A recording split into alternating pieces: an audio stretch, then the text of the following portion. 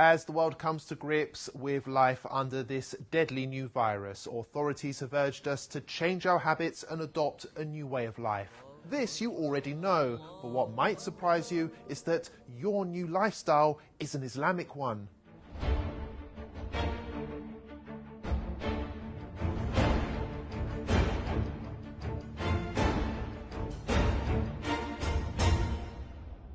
All Muslims believe that the Quran is both a holy text and a guide on how to live a healthy and productive life.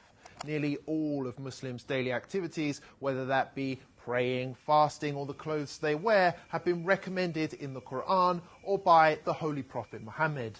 And for years, many of these practices have been ridiculed by non-Muslims who accuse them of being backwards, weird, or straight up offensive. But now, whether you like it or not, we all have to behave like a Muslim.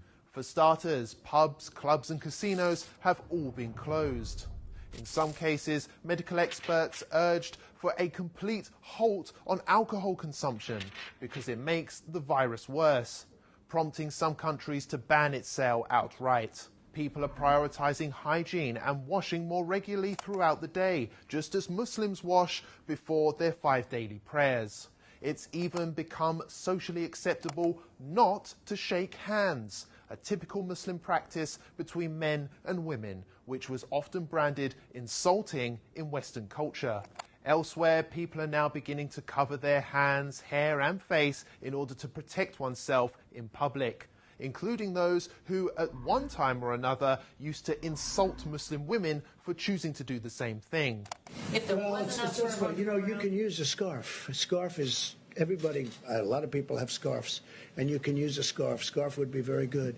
And my feeling is if people want to do it, there's certainly no harm to it. I would say do it, but use a scarf if you want.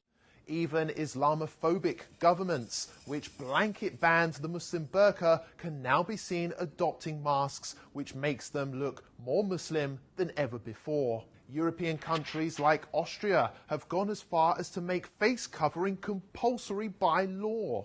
And the face veil, covering, has turned out to be so beneficial that London aims to make it compulsory for all in shops and on public transport going forward.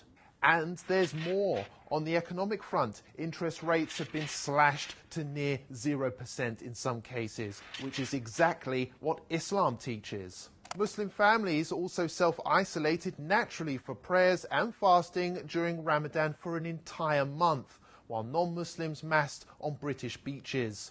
Now, you may ask, what's the point in bringing this all up?